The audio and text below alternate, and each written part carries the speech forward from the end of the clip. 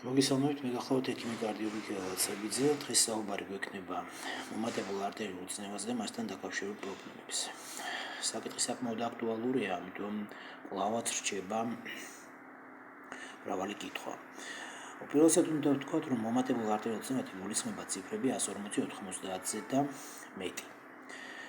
წნევა შეიძლება იმატებდეს თანდათანობით საათების, დღეების განმავლობაში და სწრაფად, ეგრეთ წოდებული კრიზის განვითარებით. როდესაც დროის ძალიან მცირე მონაკვეთში საკმაოდ მაღალი ციფრები ფიქსირდება.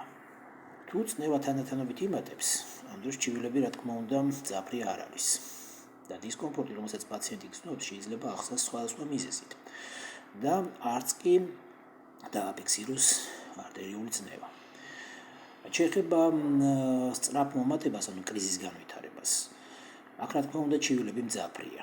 ის შეიძლება იყოს უეცარი თაობრო, ძლიერი ქოშინი, სუნთქვის გაწნილება, ტკივილი სიმძიმე გულმკერდში, ასევე გულისრევის შეგრძნება ან ღებინება, რაც პაციენტების ემოციურ მდგომარეობას არასტაბილურს ხდის და ხშირად პანიკის მიზეზიც ხდება.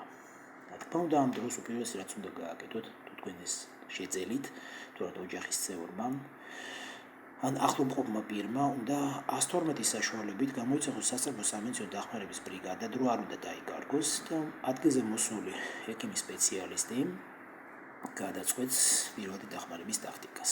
ჯობია ეს მას მივანდოთ. აქ თვითნებობა დაუშვებელია. მეორე, არტერიული წნევის დაქვეითება უნდა მოხდეს არსებული მაღალი ციფრიდან თუ ვიანგარიშებთ დაახლოებით 40%-ით პირველი დღის განმავლობაში.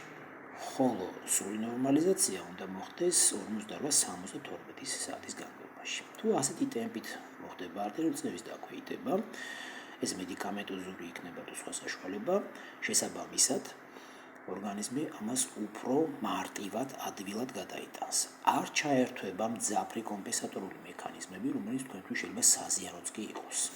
უეცრად დაქვეითებული წნევა, რომელსაც ხშირად სასწრაფო დახმარების ბრიგადის ექიმებსაც თხოვენ ადგილზე მისულთ თავად პაციენტი ან მისი ახლობლები, შეიძლება საზიანოც კი იყოს თქვენთვის და შესაბამისად, მაგალითად თუ ავიღებთ ციფრებს, უთქვაზე თქვა 200-100-ზე და წნევა დავიყვანეთ ნორმაზე, უთქვაზე თქვა 120-80-ზე, ეს შეიძლება ორგანიზმმა აღიქვას როგორც უეცარი დაქვეითება წნევის და ამ დროს რა თქმა უნდა ჩართული მექანიზმები საზიანო იყოს.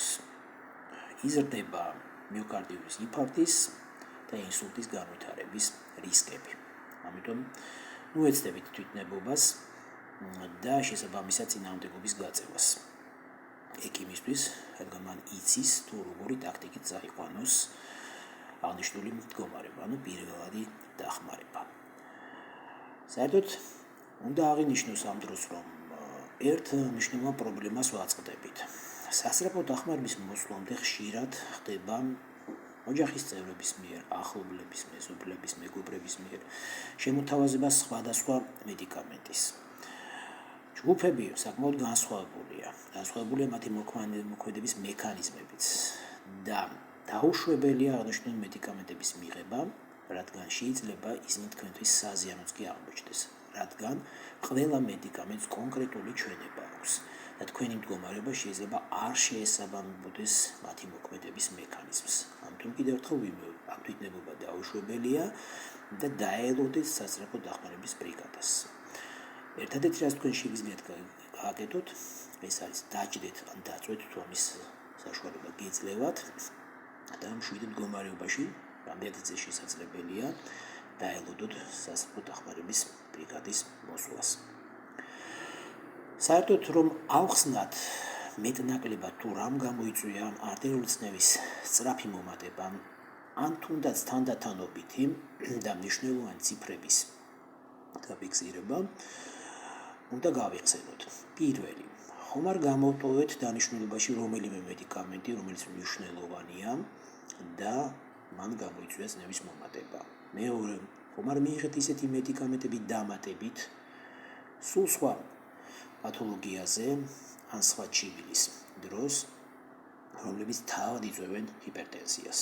როგორც არის მაგალითად ყველაზე გავრცელებული გამაყუჩებელი არასტეროიდული საშუალებების მიღება.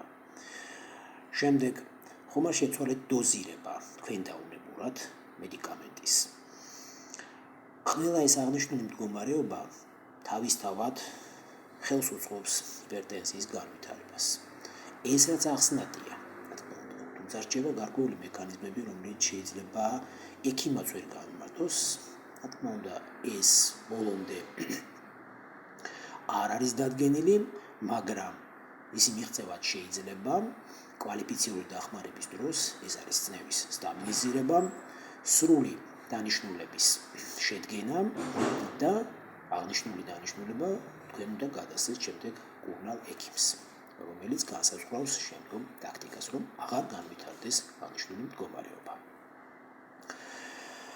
დღესთვის სულ ეს იყო. მოგწერეთ თქვენი სააქტუალური კითხვები, გამოიწერეთ არხი, ისურვებთ ჯანმრთელობას.